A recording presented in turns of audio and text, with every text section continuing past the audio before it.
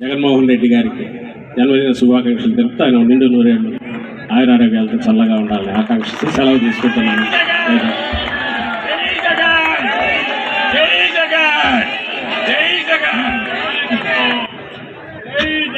జన్మదిన వేడుకల్లో పాల్గొన్నటువంటి ప్రతి ఒక్కరికి కూడా హృదయపూర్వకమైనటువంటి అభినందనల్ని తెలియజేస్తూ ఇప్పుడు అసలు కార్యక్రమం మన ప్రీతమ నేత గౌరవ ముఖ్యమంత్రి